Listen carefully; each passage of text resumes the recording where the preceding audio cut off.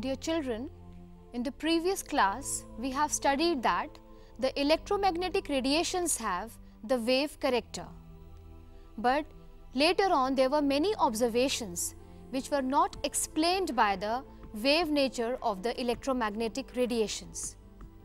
These observations were like black body radiation, the photoelectric effect, and the line spectra of the atoms, especially hydrogen.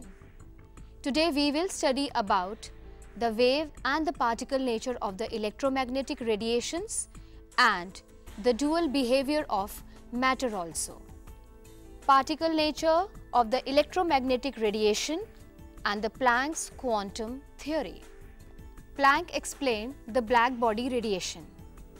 The ideal body which emits and absorbs all type of radiations is known as a black body, and the radiations which are emitted by the black body are known as the black body radiations. Max Planck suggested that atoms and molecules absorb or emit the light in discrete unit, not in the continuous manner. And that smallest packet of energy was named by Planck as quantum.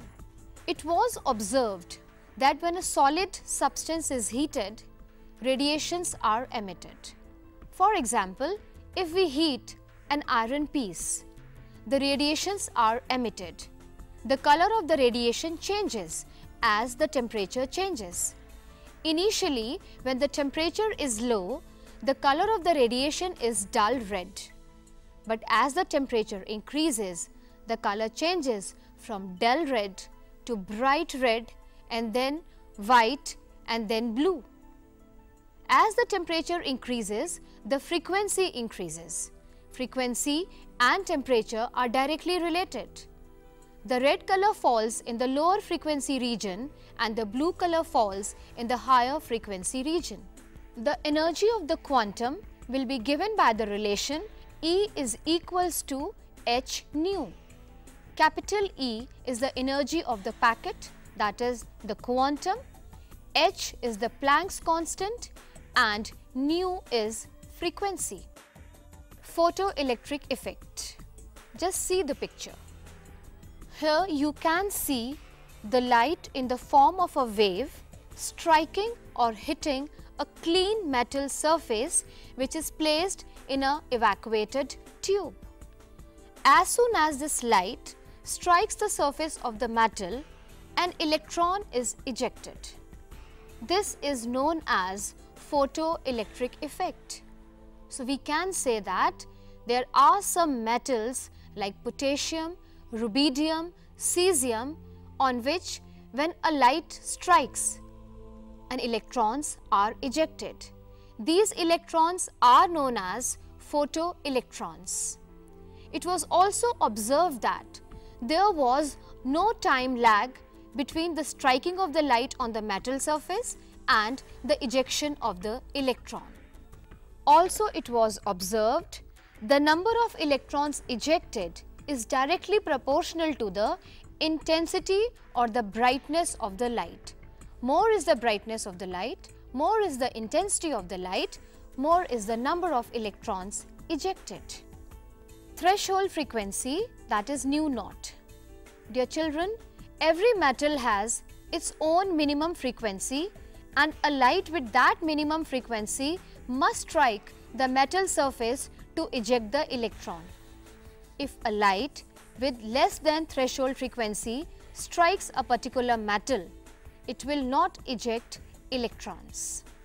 Now the scientists were in dilemma that electromagnetic radiations have what type of nature, because some of the properties like interference and diffractions were explained by the wave nature, and the photoelectric effect or the black body radiation, they were explained by the particle nature.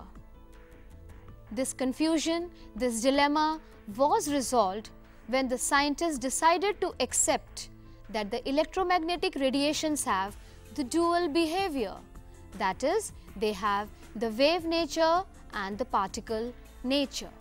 The dual behavior of matter.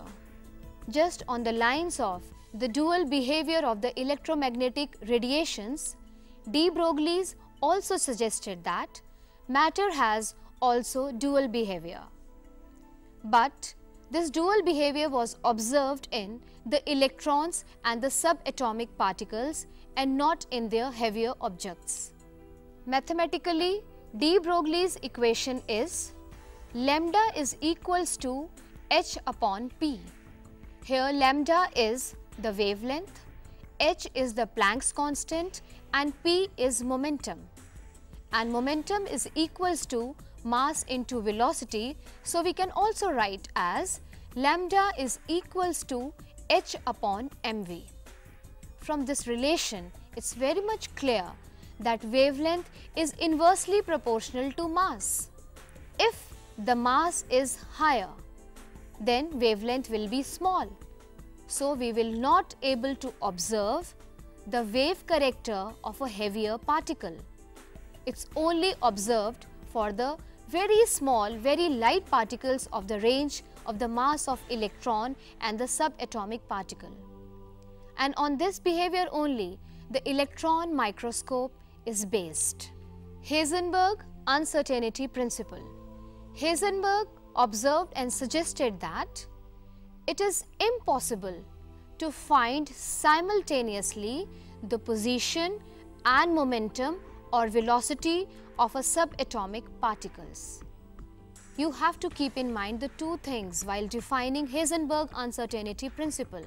He says simultaneously it is impossible to find the position and velocity of a subatomic particle with certainty.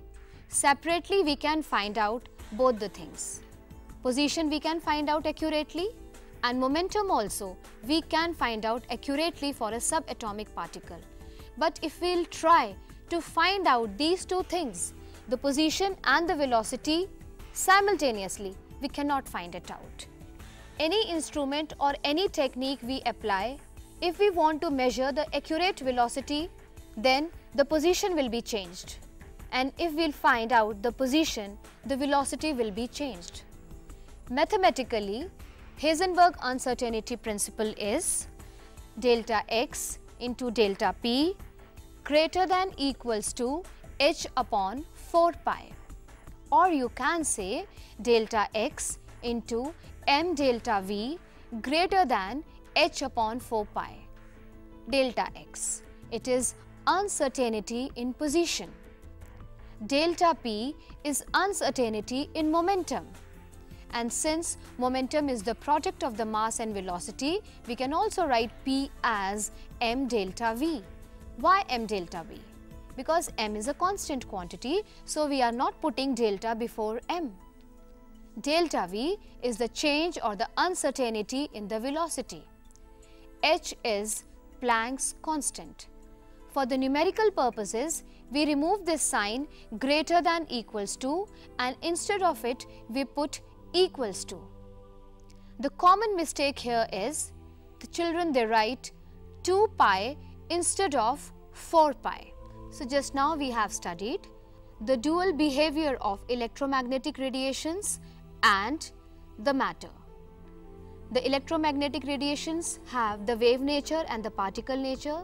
There are few properties which are explained taking the wave nature, and there are some phenomena which are explained by the particle nature. The photoelectric effect, that why some metals eject electrons when a light of a suitable frequency hit their surface. Potassium, rubidium and cesium are common examples because their ionization enthalpies are low. The light has sufficient energy to eject electron, and these electrons, when ejected, we can say that current is flowing, because the motion or the movement of the electrons, there is the current in the opposite direction. We also studied the de Broglie's dual nature of matter. An electron microscope is also based on this observation. Heisenberg's uncertainty principle says that we cannot find out exact position and exact velocity of subatomic particles simultaneously.